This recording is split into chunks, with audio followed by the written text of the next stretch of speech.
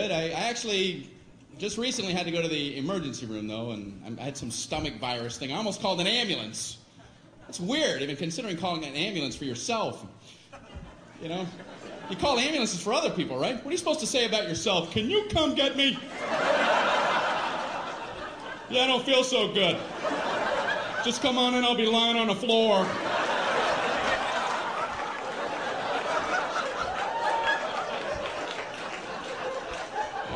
Just looking at the phone going, I don't know how to do this.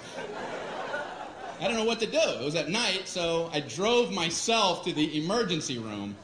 That's a nice relaxing drive. No, after you. Merge, everybody merge. I'm only imploding.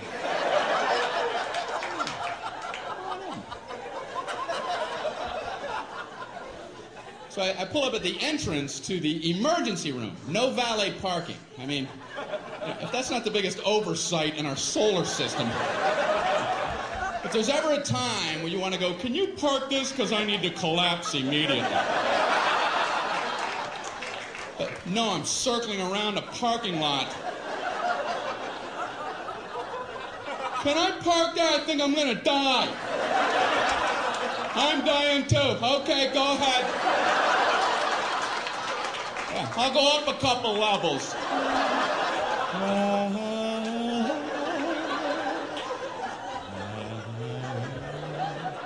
Unbelievable. I don't care if you're driving yourself or someone else to the emergency room. You still want to get out and run in with them. Are you supposed to drop somebody off and go park a car? Okay, you go in. Tell them you're shot.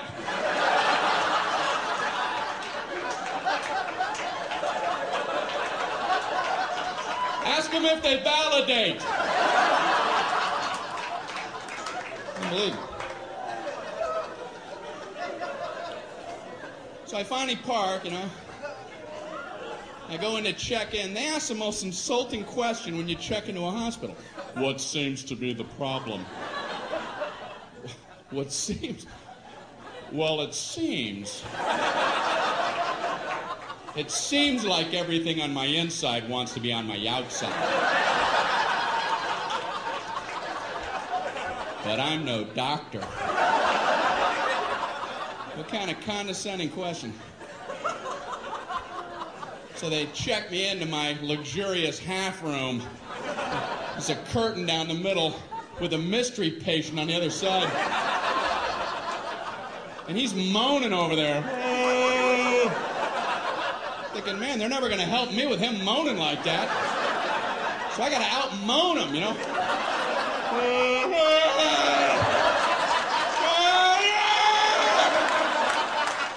Quit moaning, we're all hurting. The whole floor is like a haunted choir. It's got to be hell to work in this environment. So I'm killing time writhing. Nurse finally comes in. How are you doing tonight? I'm on a gurney. You have a painkiller or something? This is killing me.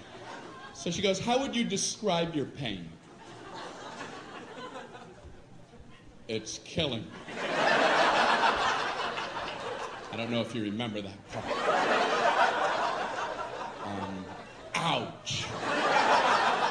What, are we playing that pyramid game? Excruciating. Horrific. Would rather have shards of glass in my eyes. How do I convey this to you? So she asks, how would you rate your pain? 4 stars. 2 enthusiastic thumbs up. She goes, how would you rate it on a scale of 1 to 10, with 10 being the worst? Well, you know, saying a low number isn't going to help you. Oh, I'm a 2. Maybe the high 1s. And you could give me a baby aspirin and cut it in half. And maybe a Flintstone vitamin and I'll be out of your hair. You can go 10 to all the 3s and 4s and such, if anyone's saying such ridiculous numbers. I couldn't bring myself to say 10, though, because I had heard the worst pain a human can endure is getting the femur bone cracked in half. And I don't know if that's true, but I thought if it is, they have exclusive rights to 10. And now I'm thinking, what was I worried about? Is there like a femur ward at the hospital? They would have heard about me and hobble into my room. Who the hell had the audacity to say he was at a level 10? You know nothing about 10. Give me a sledgehammer. Let me show you what 10 is all about, Mr. Tommy A. No!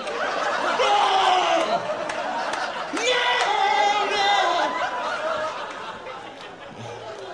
How can I possibly say 10?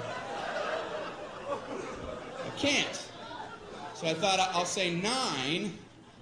And then I thought, no, childbirth. I better not try to compete with that. And then I'm thinking, you know, it must be hell giving childbirth when your femur bone's cracked.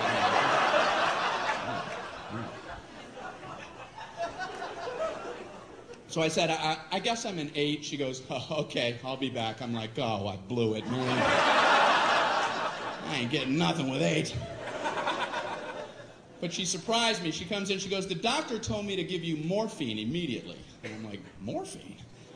That's what they gave the guy in Saving Private Ryan right before he died. Okay, I'm a 4. I'm a 0. I'm a negative 11-teen. Morphine. So they gave me morphine. Wow. All I know is about 15 minutes later, just for the hell of it, I was like, I'm an 8 again. Guess who's an 8? And they finally checked me out. I'm walking down the hall going, say 8, say 8, say 8, say 8. Happy 8 day. Did you get some 8? Did you get any 8? What am I throwing? You can't throw a number. All right. Johnny Appleseed. Did you get any 8 over there? I don't understand my own visuals. All right. Up here throwing numbers around. I'm fine now, I think. I don't know. So they sent me to my regular doctor for a follow-up, and I was nervous going because my cholesterol. I knew it was going to be high because last year it was high, and I hadn't done anything different. What are the odds your cholesterol is going to plummet for no reason? Come on, 200, come on! 337, how can that be? I had Burger King coupons in my pocket. It's inexplicable.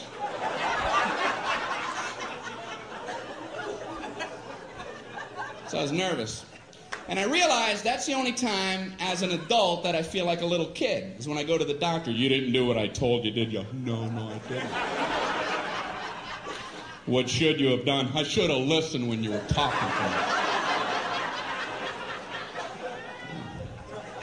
What are you going to do from now on? Pay attention when you say things. When are you going to start? I'm going to start right now. Immediately. Tall doctor. He's a good doctor, I think, you know. I told him I get heartburn sometimes, so he goes and gets me a list of things that cause heartburn. I'm looking at the list and I'm like, I already know this.